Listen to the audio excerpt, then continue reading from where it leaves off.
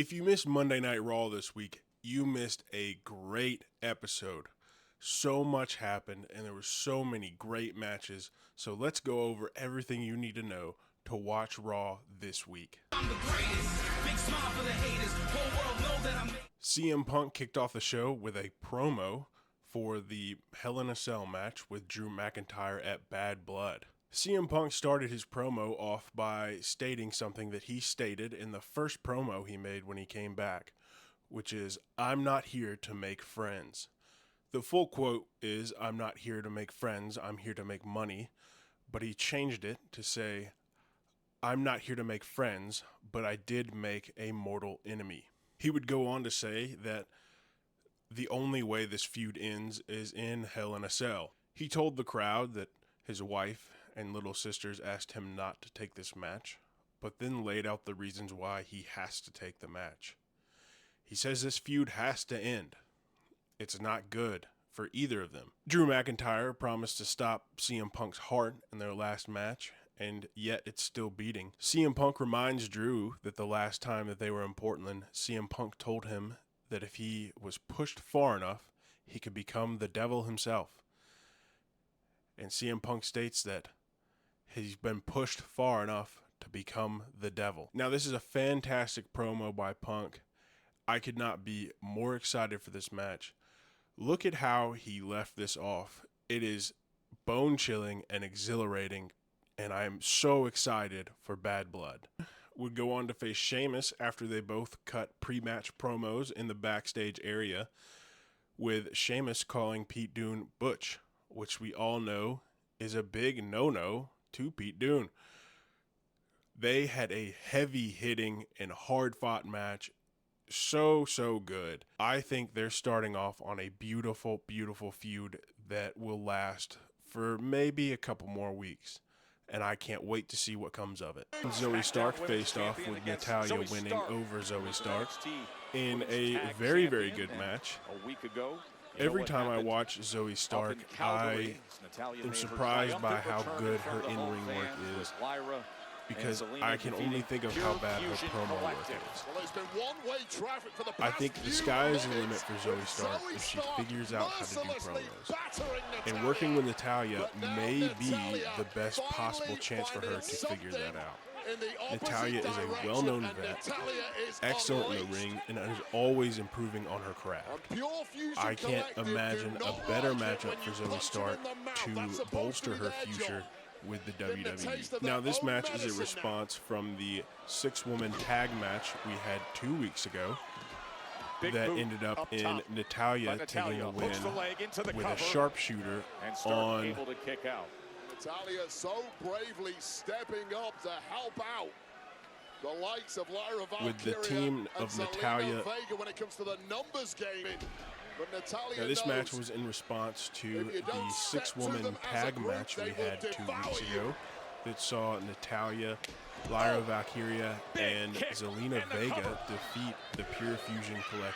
It looks like they will be going on to feud for a little bit longer, so we should be seeing some more matches out of them soon. So had their first face-off in the ring after Jey Uso's win for the #1 contender spot for the Intercontinental Championship, which Breakker holds, and they will meet at Bad Blood.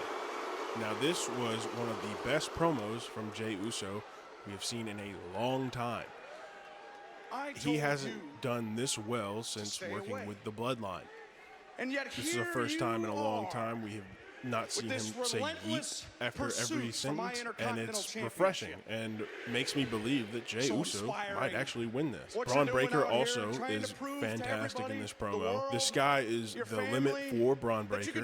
He will be a multi-time world champion by the time he ends his career with the WWE. Now, Breaker would go on to say that he has accomplished more than Jey Uso in his 6 months with the company than Jey Uso has in the 14 years he has been with the company. And he has not used his father or his uncle or his family's name to bolster that record.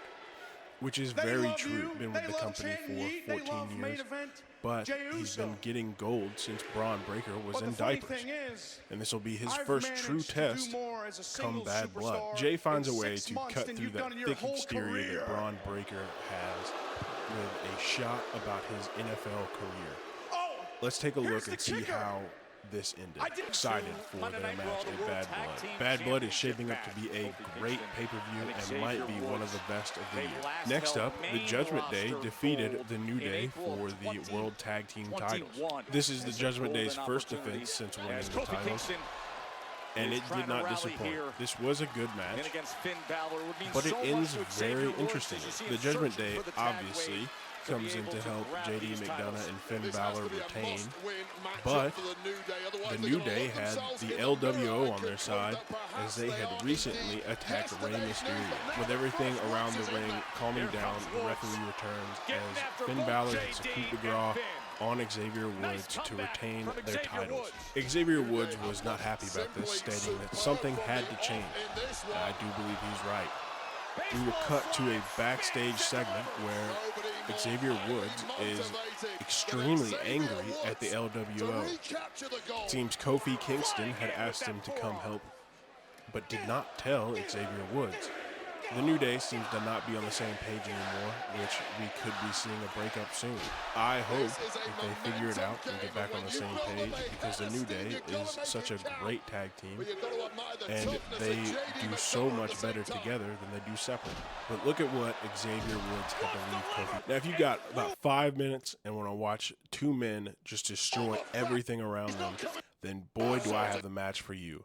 Braun Strowman and Big Bronson Reed put on an absolute destructive masterclass. They destroyed everything they could, including destroying the top turnbuckle before the bell could ring.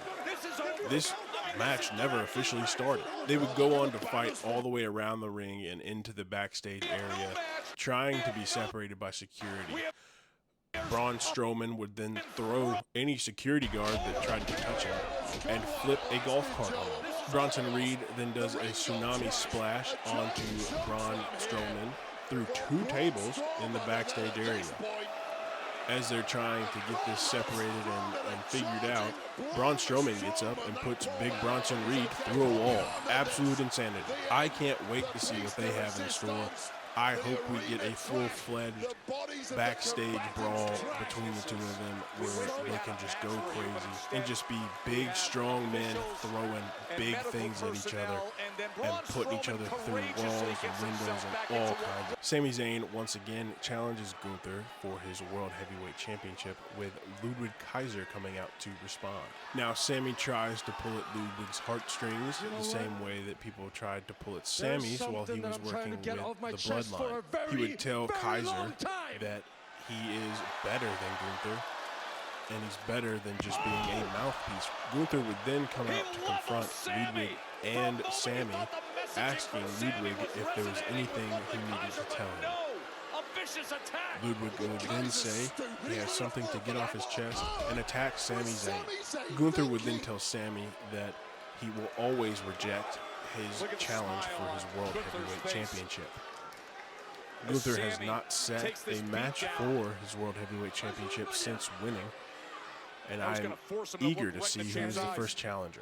As Gunther and Ludwig were leaving, Sami grabs Ludwig's leg and holds on to him. Gunther waves Ludwig on, but Ludwig stays and tries to further attack Sami.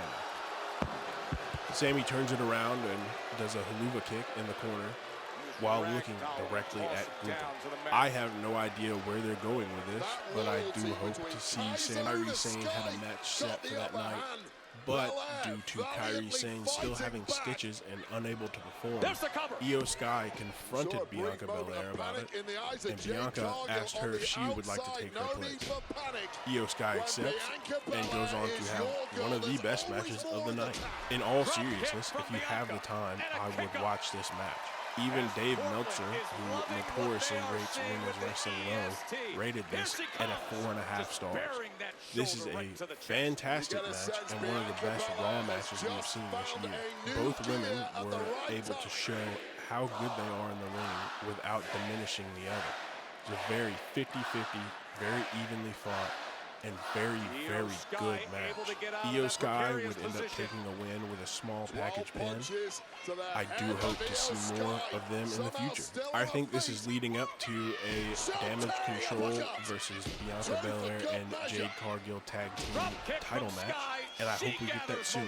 I think they would absolutely do fantastic at the match between Damian Priest and Dirty Dominic Mysterio. Now, before this match, during the entire episode, we would get snippets of backstage confrontations between the Judgment Day and Rhea Ripley and Damian Priest. Many of those, Jey Uso stepped in to try to help, and the Judgment Day backed down and would leave. Leading into this match, the Judgment Day would come out together, as always, and Rhea Ripley and Damian Priest would come out together. No Jey Uso at the beginning of this match. He said he would be watching and he would be on standby if they needed. Damian Priest would go on to absolutely manhandle Dirty Dom Mysterio, taking the win with ease. I really enjoy the way they have built up Damian Priest as he's left the Judgment Day. It seems like they're making him much more of a big monster than just a guy in a group.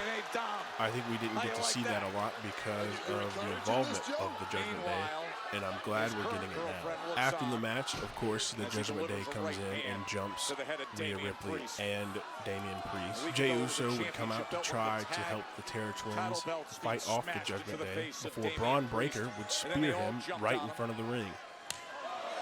We're left with an ending shot of the Judgment Day and Braun Breaker standing tall over their opponents. This recording, we don't know much about Monday Night Raw for this week, but if this last episode is any indication on how it's going to go, we are in for a fantastic show. As we move closer to Bad Blood, we will see more feuds heat up, and we will get more matches put on to the Bad Blood card. I cannot wait, and I am so excited for what WWE has in store for us.